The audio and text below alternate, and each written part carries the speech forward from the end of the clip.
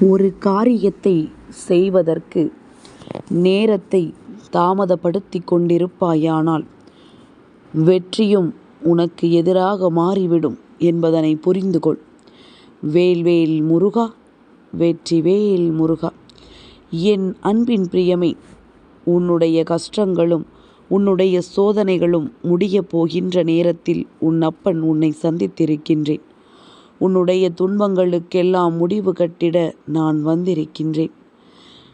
நான் சொல்கின்ற ஒரு பொருளை குங்குமத்தோடு கலந்து 48 நாட்கள் நீ உன் நெற்றியில் இட்டு வர நீ எதிர்பார்த்த விஷயம் உனக்கு நிச்சயமாக நடக்கும். எதிர்பார்த்த திருப்பம் உன் வாழ்க்கையில் நடக்கும். இது குங்குமத்தோடு மட்டும் என்றல்ல, இந்த பொருளை திருநீரோடும் நீ கலந்து 48 நாட்கள் வைக்கலாம்.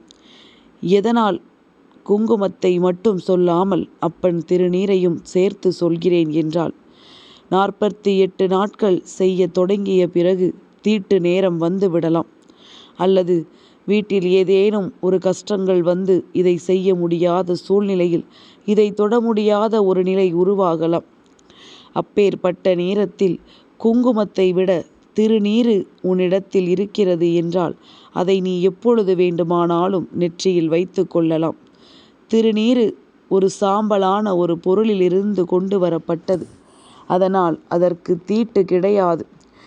இறப்பு இருந்தாலும் சரி, பிறப்பு இருந்தாலும் சரி, பிறப்பு இறப்பு தீட்டுக்கள் மட்டுமல்ல, பெண்களுக்கு வரக்கூடிய மாதவிடாய் காலங்களிலும் சரி இந்த திருநீரை நெற்றியில் வைத்து கொள்ளலாம். மனதிற்கு தைரியத்தை கொடுப்பது. குறிப்பாக மாதவிடாய் நேரங்களில் பெண்களுக்கு மனதில் சில பதற்றம் இருந்து கொண்டே இருக்கும். தனியாக இருப்பது போல ஒரு உணர்வு வந்துவிட்டால் அவர்களின் பயத்தை அவர்களாலேயே கட்டுப்படுத்திவிட முடியாத நிலையில் இருக்கும். அப்படி இருக்கும் பொழுது அவர்களுக்கு அந்த பயத்தை போக்க இந்த திருநீரானது எத்தனை உதவிகளை செய்கிறது என்று உனக்கு தெரிந்திருக்க வேண்டும்.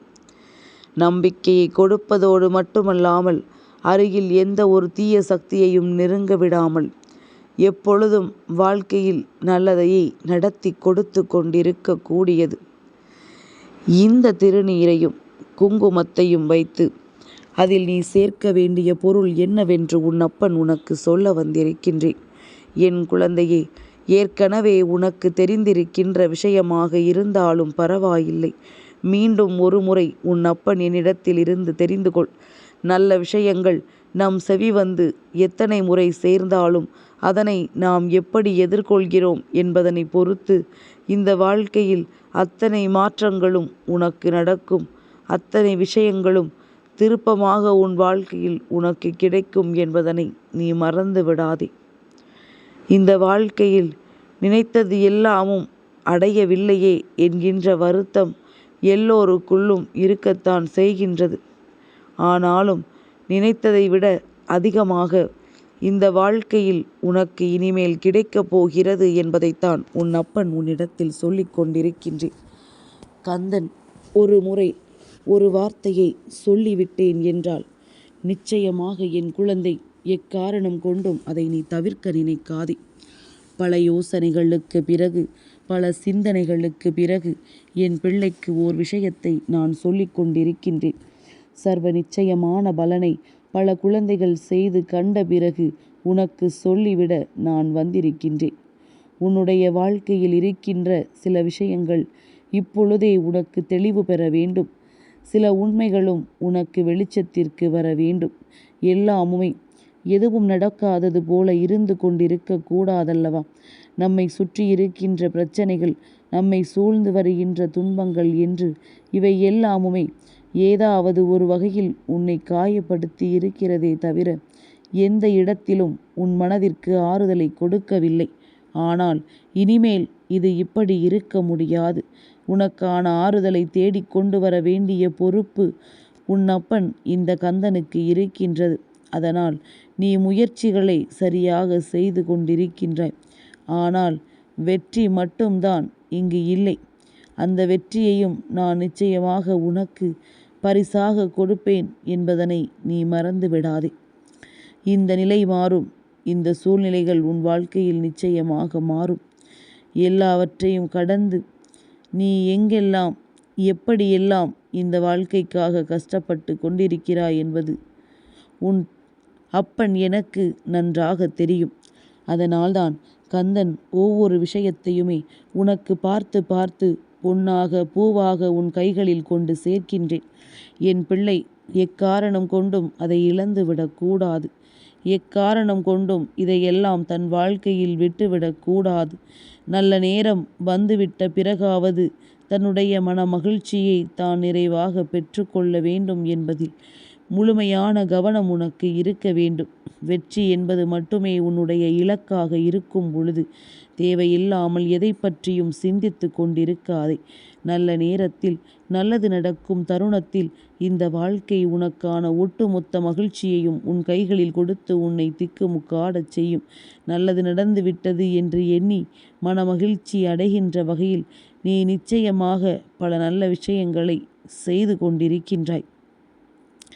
உனக்கு வெற்றியை பெறுவதற்கு அத்தனை தகுதியும் இருக்கின்றது.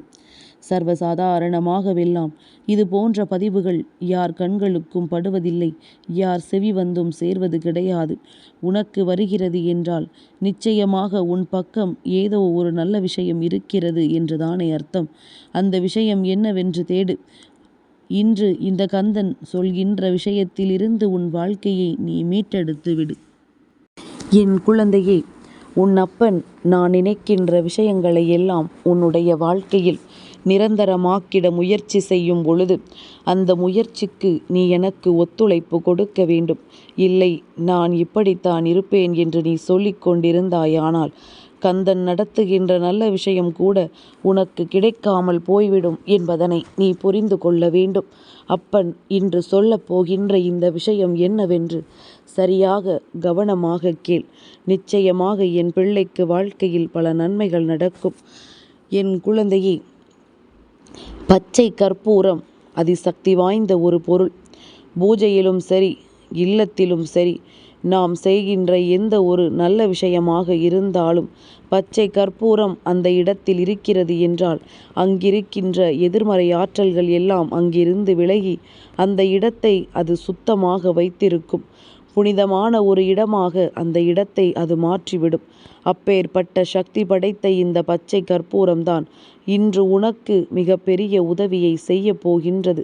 பச்சை கற்பூரத்தை நன்றாக நுணுக்கி அதனை நீ நெற்றியில் வைக்கின்ற குங்குமம் அல்லது நெற்றியில் வைக்கின்ற திருநீர், இந்த இரண்டிலும் ஏதாவது ஒன்றில் நீ கலந்து வைத்துவிடு. என் பிள்ளையே, தினமும் விடியலில் எழுந்ததும் தெய்வத்தின் முன்னால் நின்று அன்றைய காரியங்களை செய்ய தொடங்குகிறேன், நல்லபடியாக எனக்கு முடித்து கொடுங்கள் என்று சொல்லி வேண்டும் பொழுது நெற்றியில் இந்த குங்குமத்தையோ அல்லது விபூதியையோ இட்டுச் செல். என் குழந்தையே, பச்சை கற்பூரத்தின் மகிமையானது ஒருவருக்கு முடியாத விஷயத்தை கூட முடித்து கொடுத்துவிடும். மனதிற்குள் நம்பிக்கையை கொடுக்கும். அதிலிருந்து வருகின்ற வாசனை உனக்குள் ஒரு சுறுசுறுப்பை கொடுக்கும். நல்ல நேரம் வந்துவிட்டதை உனக்கு நிச்சயமாக உணர்த்தும். என்ன நடந்தாலும் சரி, இந்த வாழ்க்கையில் எந்த விஷயங்களில் இருந்து நீ பின்தங்கினாலும் சரி, உனக்கு நடக்கப் போவது எல்லாம் நன்மைக்குத்தான் என்பதனை உன்னோடு இருந்து உனக்கு உணர்த்தி கொடுக்கும். இப்படி உன்னுடைய வாழ்க்கையில் நடக்கின்ற இது போன்ற விஷயங்களை எல்லாம் கவனமாக கவனித்து என்னவென்று நீ புரிந்து கொள்ள வேண்டும். எப்பொழுதுமே நாம் மற்றவர்களின் விஷயங்களுக்கெல்லாம் செவி கொடுத்து கேட்டு அதை என்னவென்று நிரூபிப்பது கிடையாது. ஆனால் அதே நேரத்தில் என் குழந்தையே, உன் வாழ்க்கையில் நடக்கின்ற அத்தனை விஷயங்களையும் தெளிவாக நீ பெற்றிட உன்னாலான முயற்சிகளை நீ செய்து கொண்டிருக்கிறாய் என்பதிலும் உனக்கு எந்த சந்தேகமும் இருக்கக்கூடாது. தெய்வம் உடன் வருகிறது என்பதற்காக நாம் எதையும் எப்படியும் செய்துவிடலாம் என்று எண்ணிவிடாதே. நேர்மையான விஷயங்களை சரியான பாதையில் நீ செய்து கொண்டிருக்கும் பொழுது இந்த குங்குமம் உனக்கு மிக பெரிய பலன்களை கொடுக்கும். பச்சை கற்பூரத்தை கலந்த குங்குமத்தை நெற்றியில் வைக்கும் பொழுது நிச்சயமாக உனக்குள் தோன்றுகின்ற ஒரு உணர்வு, உனக்குள் உருவாகின்ற ஒரு தெய்வ நம்பிக்கை யாராலும் அசைத்து பார்க்க முடியாத ஒரு நம்பிக்கையாக இருக்கும் என்பதில் எந்த ஒரு மாற்று கருத்தும் கிடையாது. நல்லதையே நினைத்து நல்லதையே செய். இந்த பச்சை கற்பூரம் கலந்த குங்குமமும் திருநீரும் உன் வாழ்க்கையில் ஒரு அற்புதத்தை நிச்சயமாக நடத்தும். வேல்வேல் முருகா, வெற்றிவேல் முருகா.